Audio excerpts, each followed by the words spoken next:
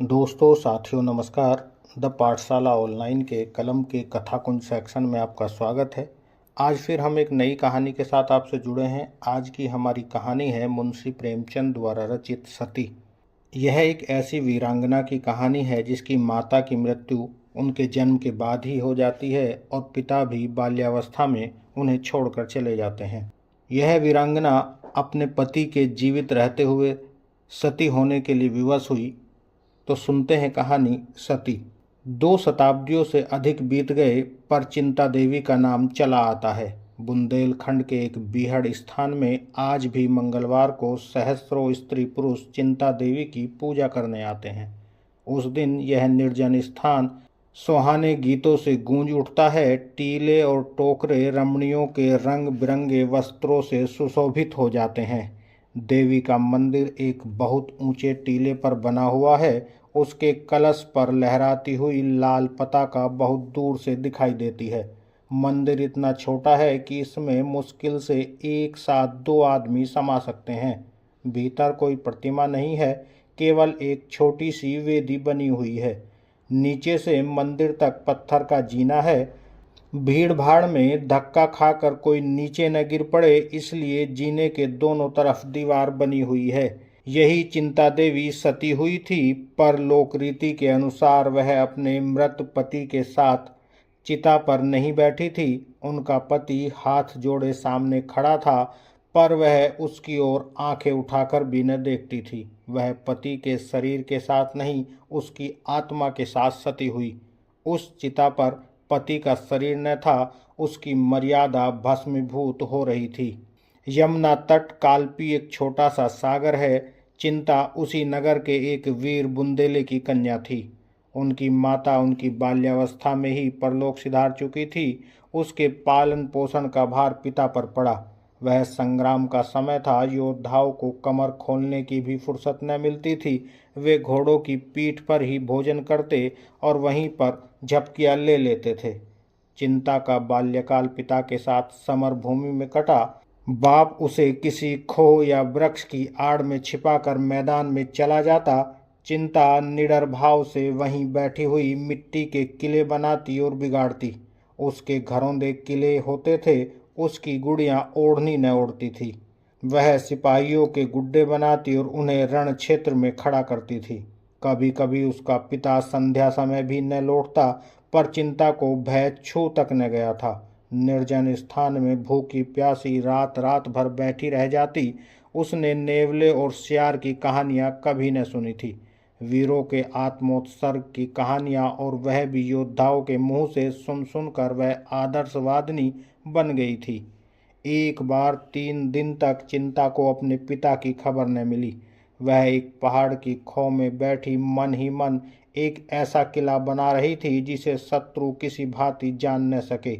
दिन भर वह उसी किले का नक्शा सोचती रही और रात को उसी किले का स्वप्न देखती। तीसरे दिन संध्या समय उसके पिता के कई साथियों ने आकर उसके सामने रोना शुरू किया। चिंता ने विस्मित होकर पूछा, दादाजी कहाँ हैं? तुम लोग क्यों रोते हो? किसी ने इसका उत्तर न दिया। वे जोर से धाड़े मार मार कर रोने लगे। चिंता समझ गई कि उसके पिता ने वीरगति पाई। उस 13 वर्ष की बालिका की आंखों से आंसू की एक बूंद भी न गिरी, मुख जरा भी मलिन न हुआ, एक आह भी न निकली। हंसकर बोली, अगर उन्होंने वीरगति पाई तो तुम लोग रोते क्यों हो? योद्धाओं के लिए इससे बढ़कर और कौन सी मृत्यु हो सकती है? इससे बढ़कर उनकी वीरता का और क्या पुरस्कार मिल सकता है? यह रोने का नहीं, आनंद मनाने का अवसर है। एक सिपाही ने चिंतित स्वर में कहा, हमें तुम्हारी चिंता है, तुम अब कहाँ रहोगी? चिंता ने गंभीरता से कहा, इसकी तुम कुछ चिंता न करो दादा। मैं अपने बाप की बेटी हूँ, जो कुछ उन्होंने किया वही मैं भी करूँगी। अपनी मातृभूमि का शत्रुओं के पंजे से छुड़ाने में उन्होंने प्राण दे दिए। मेरे सामने भी वही आदर्श हैं। जाकर अपने आदमियों को संभालिए, मेरे लिए घोड़ा और हथियारों का प्रबंध कर दीजिए।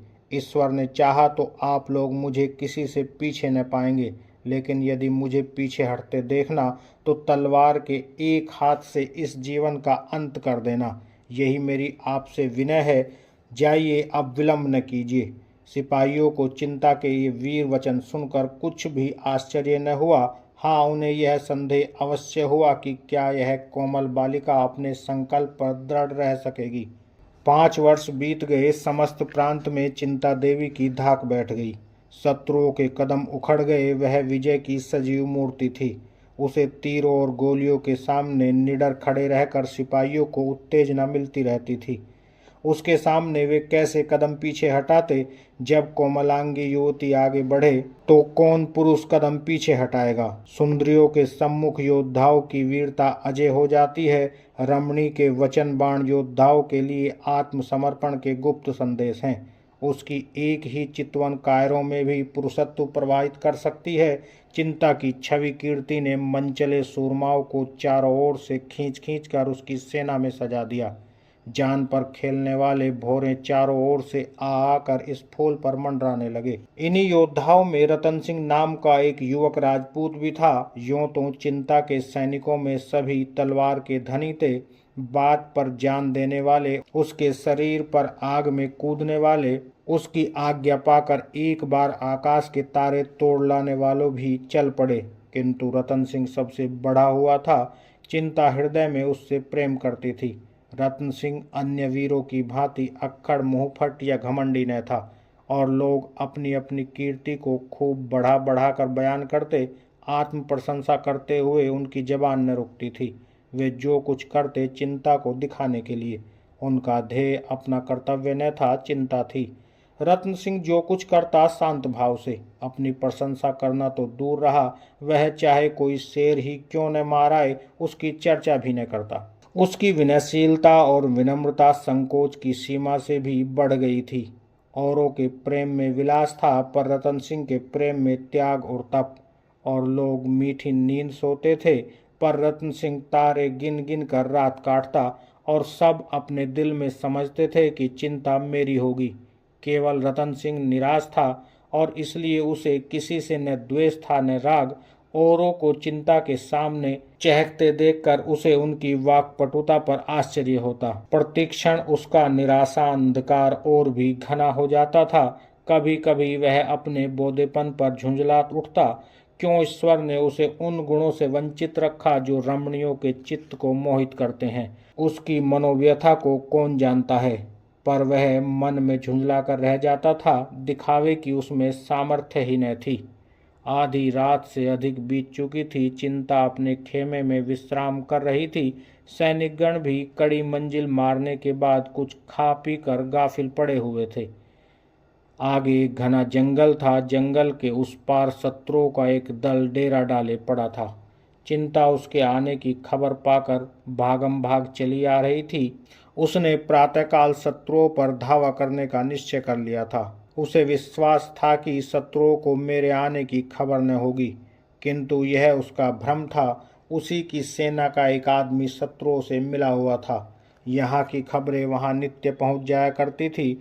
उन्होंने चिंता से निश्चिंत होने के लिए एक षड्यंत्र रचा रखा था। उसकी गुप्त हत्या करने के लिए 3 साहसी सिपाहियों को नियुक्त कर दिया था। वे तीनों हिंसक पशुओं की भांति दबे पांव जंगल को पार करके आए और सारी सेना बेखबर सो रही थी। इससे उन्हें अपने कार्य की सिद्धि में लेस मात्र संदेह न था। वे वृक्षों की आड़ से निकले और जमीन पर मगर की तरह रेंगते हुए चिंता के खेमे की ओर चले। सारी सेना बेखबर सोती थी। पहरे के सिपाही थककर चूर हो जाने के कारण निंद्रा में मग्न हो गए थे। केवल एक प्राणी खेमे के पीछे मारे ठंड से सिकुड़ा हुआ बैठा था। यह रतन सिंह था। आज उसने यह कोई नई बात न की थी। पहाड़ों में उसकी रातें इसी भांति चिंता के खेमे के पीछे बैठे बैठे कटती थी। घातकों की आहट पाकर उसने तलवार निकाल ली और चौंक कर उठ खड़ा हुआ। देखा 3 आदमी झुके हुए चले आ रहे हैं। अब क्या करे? अगर शोर मचाता है तो सेना में खलबली पड़ जाए और अंधेरे में लोग एक दूसरे पर वार करके आपस ही में कट मरें। इधर अकेले 3 जवानों से भिड़ने में प्राणों का भय, अधिक सोचने का मौका न था। उसमें योद्धाओं की भांति अविलंब निश्चय कर लेने की शक्ति थी। तुरंत तलवार खींच ली और इन तीनों पर टूट पड़ा। कई मिनट तक तलवारें छपाछप चलती रही, फिर सन्नाटा हो गया। उधर वे तीनों आहत होकर गिर पड़े, इधर यह भी जख्मों से चूर होकर अचेत हो गया। प्रातःकाल चिंता उठी तो चारों जवानों को भूमि पर पड़े पाया। उसका कलेजा धक से हो गया। समीप जाकर देखा, तीनों आक्रमणकारियों के प्राण निकल चुके थे, पर रतन सिंह की सांसें चल रही थी। सारी घटना समझ में आ गई। नारितु ने वीरतु पर विजय पाई। जिन आंखों से पिता की मृत्यु पर आंसू की एक बूंद भी न गिरी थी, उन्हीं आंखों से आंसुओं की झड़ी लग गई। उसने रतन सिंह का सिर अपनी जांघ पर रख लिया और हृदयांगन में रचे हुए स्वयंवर में उसके गले में जयमाला डाल दी। महीने भर न रतन सिंह की आंखें खुली और न चिंता की आंखें बंद हुई। चिंता उसके पास से एक क्षण के लिए भी कहीं न जाती। न अपने इलाके की परवाह थी, न शत्रुओं के बढ़ते चले आने की फिक्र। रतन सिंह पर वह अपनी सारी विभूतियों को बलिदान कर चुकी थी। पूरा महीना बीत जाने के बाद रतन सिंह की आंख खुली। देखा, चारपाई पर पड़ा हुआ है और चिंता सामने पंखा लिए खड़ी है। क्षीण स्वर में बोला, चिंता पंखा मुझे दे दो, तुम्हें कष्ट हो रहा है। चिंता का हृदय इस समय स्वर्ग के अखंड अपार सुख का अनुभव कर रहा था। एक महीना पहले जिस शीर्ण शरीर के सिरहाने बैठी हुई वह नैराश्य से रोया करती थी, उसे आज बोलते देखकर उसके आह्लाद का पारावार न था।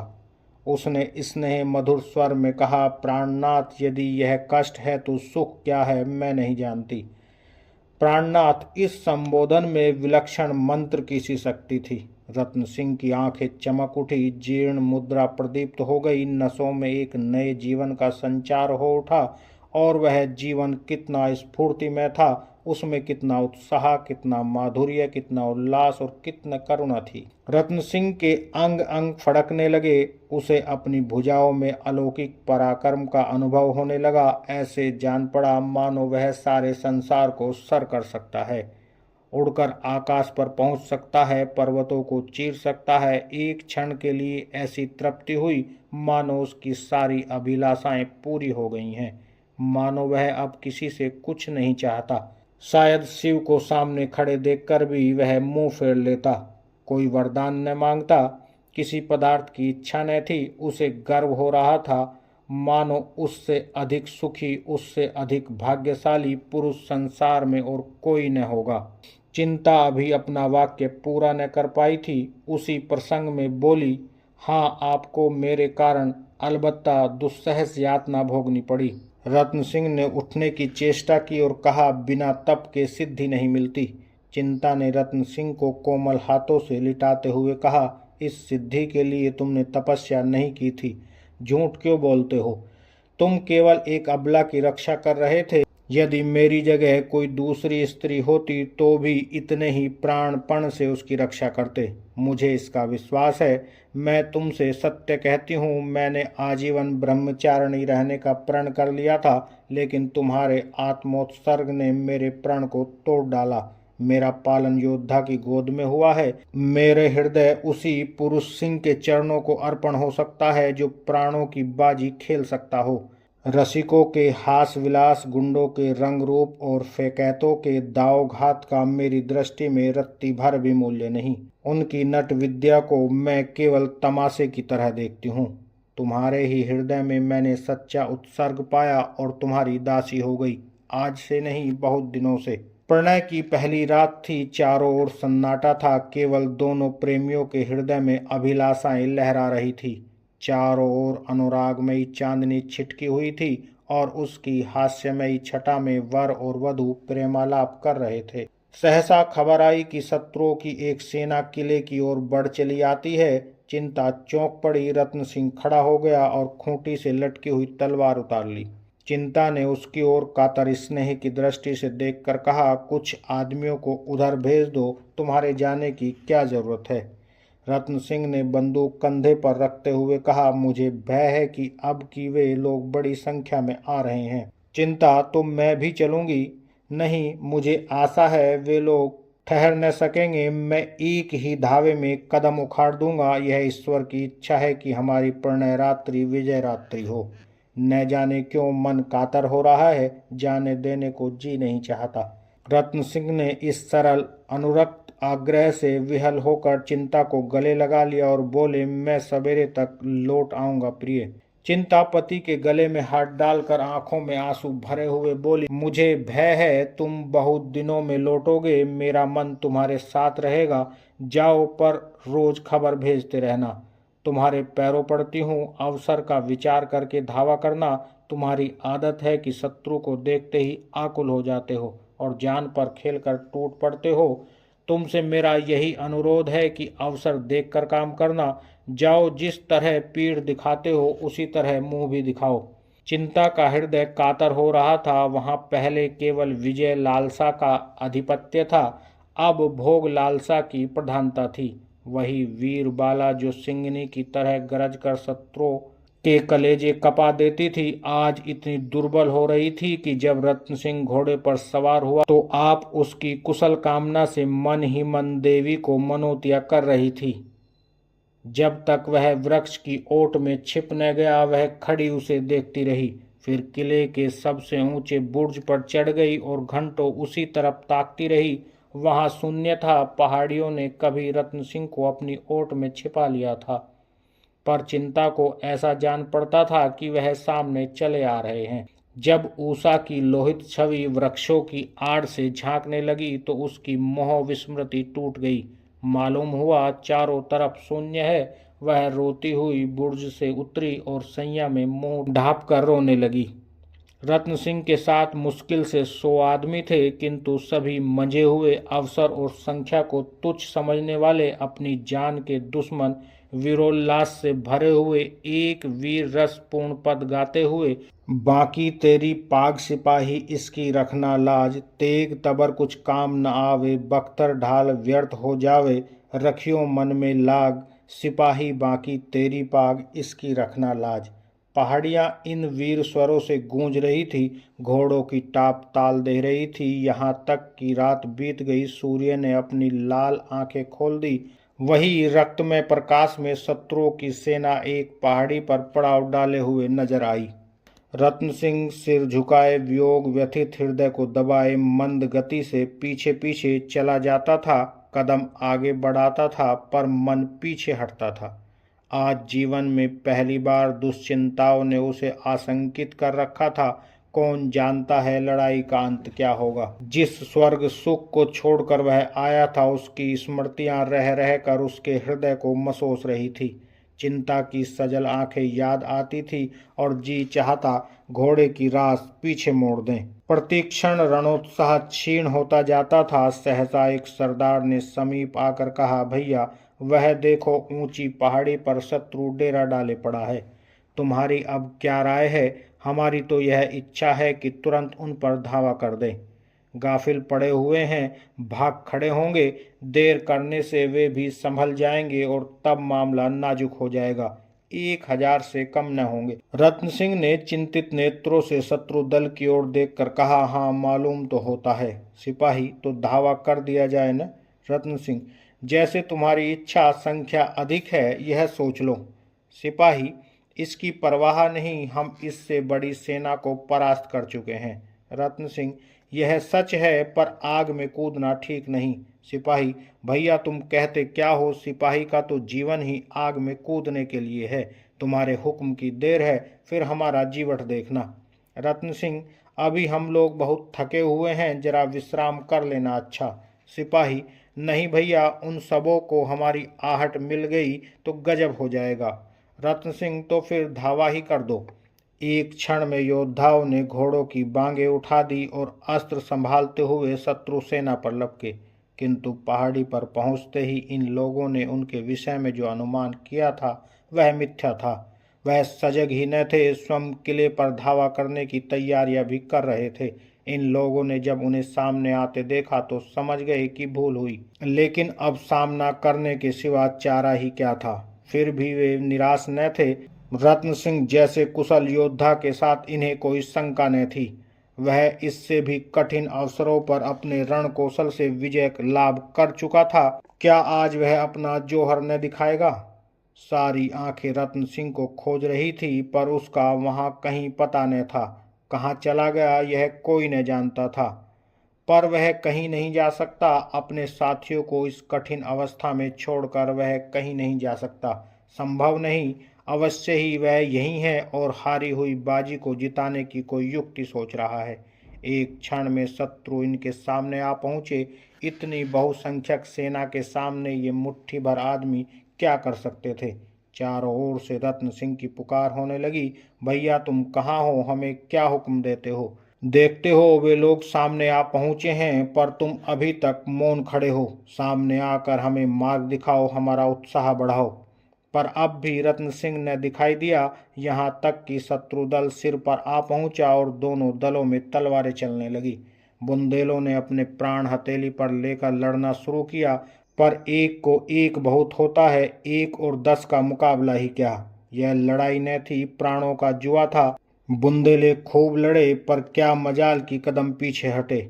उनमें अब जरा भी संगठन न था, जिससे जितना आगे बढ़ते बना बढ़ा, अंत क्या होगा इसकी किसी को चिंता न थी। कोई तो शत्रुओं की सफ़े चीरता हुआ सेनापति के समीप पहुंच गया, कोई उनके हाथी पर चढ़ने की चेष्टा करते मारा गया। उनका अमानुषिक साहस देखकर शत्रुओं के मुंह से भी वाह वाह निकलती थी, लेकिन ऐसे योद्धाओं ने नाम पाया है, विजय नहीं पाई। 1 घंटे में रंगमंच का पर्दा गिर गया, तमाशा खत्म हो गया। एक आंधी थी जो आई और वृक्षों को उखाड़ते हुए चली गई। संगठित रहकर ये मुट्ठी भर आदमी दुश्मनों के दांत खट्टे कर देते, पर जिस पर संगठन का भार था उसका कहीं पता न था। विजयी मरहटों ने एक एक लाश ध्यान से देखी। रत्न सिंह उनकी आंखों में खटकता था, उसी पर उनके दांत लगे थे। रत्न सिंह के जीते जी उन्हें नींद न आती थी। लोगों ने पहाड़ी की एक एक चट्टान का मंथन कर डाला, पर रत्न न हाथ आया। विजय हुई पर अधूरी। चिंता के हृदय में आज न जाने क्यों भांति भांति की शंकाएं उठ रही थी। वह कभी इतनी दुर्बल न थी। बुंदेलों की हार ही क्यों होगी, इसका कोई कारण तो वह न बता सकती थी, पर वह भावना उसके विकल हृदय से किसी तरह न निकलती थी। उस अभागिन के भाग्य में प्रेम का सुख भोगना लिखा होता तो क्या बचपन ही में माँ मर जाती, पिता के साथ वन वन घूमना पड़ता, खोहों और कंदराओं में रहना पड़ता, और वह आश्रय भी तो बहुत दिन न रहा। पिता भी मुंह मोड़कर चल दिए, तब से उसे एक दिन भी तो आराम से बैठना नसीब न हुआ। विधना क्या अब अपना क्रूर कौतुक छोड़ देगा। आह, उसके दुर्बल हृदय में इस समय एक विचित्र भावना उत्पन्न हुई। ईश्वर उसके प्रियतम को आज सकुशल लाए तो वह उसे लेकर किसी दूर के गांव में जा बसेगी। पतिदेव की सेवा और आराधना में जीवन सफल करेगी। इस संग्राम से सदा के लिए मुंह मोड़ लेगी। आज पहली बार नारित्व का भाव उसके मन में जागृत हुआ। संध्या हो गई थी। सूर्य भगवान किसी हारे हुए सिपाही की भांति मस्तक झुकाते कोई आड़ खोज रहे थे। सहसा एक सिपाही नंगे सिर पांव निशस्त्र उसके सामने आकर खड़ा हो गया। चिंता पर वज्रपात हो गया। एक क्षण तक मर्माहत सी बैठी रही, फिर उठकर घबराई हुई सैनिक के पास आई और आतुर स्वर में पूछा, कौन कौन बचा। सैनिक ने कहा, कोई नहीं। चिंता सिर पकड़कर भूमि पर बैठ गई। सैनिक ने फिर कहा, मरहटे समीप आ पहुँचे। समीप आ पहुँचे? बहुत समीप। तो तुरंत चिता तैयार करो, समय नहीं है अभी। हम लोग तो सिर कटाने को हाजिर ही हैं। तुम्हारी जैसी इच्छा। मेरे कर्तव्य का तो यही अंत है। किला बंद करके हम महीनों लड़ सकते हैं, तो आकर लड़ो। मेरी लड़ाई अब किसी से नहीं। एक ओर अंधकार प्रकाश को पैरों तले कुचलता चला जाता था, दूसरी ओर विजयी मरहटे और किले में चिता बन रही थी। ज्यों ही दीपक जले, चिता में भी आग लगी। सती चिंता 16 श्रृंगार किए अनुपम छवि दिखाती हुई प्रसन्न मुख अग्नि मार्ग से पतिलोक की यात्रा करने जा रही थी। चिता के चारों ओर स्त्री और पुरुष जमा थे। शत्रुओं ने किले को घेर लिया, इसकी किसी को फिक्र न थी। अभी कल इसी आंगन में विवाह का मंडप सजाया गया था। जहां इस समय चिता सुलग रही है, वहीं कल हवन कुंड था। कल भी इसी भांति अग्नि की लपटें उठ रही थी, इसी भांति लोग जमा थे। पर आज और कल के दृश्यों में कितना अंतर है। हाँ, स्थूल नेत्रों के लिए अंतर हो सकता है, पर वास्तव में यह उसी यज्ञ की पूर्ण आहुति है। उसी प्रतिज्ञा का पालन है। सहसा घोड़ों की टापों की आवाजें सुनाई देने लगी। मालूम होता था कोई सिपाही घोड़े को सरपट भगाता चला आ रहा है। एक क्षण में टापों की आवाजें बंद हो गई और एक सैनिक आंगन में दौड़ा हुआ आ पहुंचा। लोगों ने चकित होकर देखा, यह रत्न सिंह था। रत्न सिंह चिता के पास जाकर हाँफता हुआ बोला, प्रिय, मैं तो अभी जीवित हूँ, यह तुमने क्या कर डाला? चिता में आग लग चुकी थी। चिंता की साड़ी से अग्नि की ज्वाला निकल रही थी। रत्न सिंह उन्मत्त की भांति चिता में घुस गया और चिंता का हाथ पकड़कर उठाने लगा। लोगों ने चारों ओर से लपक लपक कर चिता की लकड़ियां हटानी शुरू कर दी, पर चिंता ने पति की ओर आंख उठाकर भी न देखा, केवल हाथों से उसे हट जाने का संकेत किया। रत्न सिंह सिर पीट कर बोला, हाय प्रिय, तुम्हें क्या हो गया? मेरी ओर देखती क्यों नहीं? मैं तो जीवित हूँ। चिता से आवाज आई, तुम्हारा नाम रत्न सिंह है, पर तुम मेरे रत्न सिंह नहीं हो। तुम मेरी तरफ देखो तो मैं ही तुम्हारा दास, तुम्हारा उपासक, तुम्हारा पति हूँ। मेरे पति ने वीर गति पाई। हाय, कैसे समझाऊं? अरे लोगों, किसी भांति अग्नि शांत करो, मैं रत्न सिंह ही हूँ प्रिय, क्या तुम मुझे पहचानती नहीं? अग्नि शिखा चिंता के मुख तक पहुंच गई। अग्नि में कमल खिल गया। चिंता स्पष्ट स्वर में बोली, खूब पहचानती हूँ, तुम मेरे रत्न सिंह नहीं। मेरा रत्न सिंह सच्चा सूर था। वह आत्मरक्षा के लिए, इस तुच्छ देह को बचाने के लिए अपनी क्षत्रिय धर्म का परित्याग न कर सकता था। मैं जिस पुरुष के चरणों की दासी बनी थी, वह देवलोक में विराजमान है। रत्न सिंह को बदनाम मत करो। वह वीर राजपूत था, रण क्षेत्र से भागने वाला कायर नहीं। अंतिम शब्द निकले ही थे कि अग्नि की ज्वाला चिंता के सिर के ऊपर आ पहुंची। फिर एक क्षण में वह अनुपम रूप राशि, वह आदर्श वीरता की उपासिका, वह सच्ची सती अग्नि राशि में विलीन हो गई। रत्न सिंह चुपचाप हतबुद्धि सा खड़ा यह शोकमय दृश्य देखता रहा। फिर अचानक एक ठंडी सांस खींचकर उसी चिता में कूद पड़ा और यहीं पर कहानी समाप्त हो जाती है। दोस्तों, साथियों, अगर ये कहानी आपको पसंद आई हो तो इसे लाइक करें, हमारे चैनल को सब्सक्राइब करें। आगे फिर एक नई कहानी के साथ आपसे जुड़ते हैं, तब तक के लिए दीजिएगा इजाज़त। जय हिंद, जय भारत।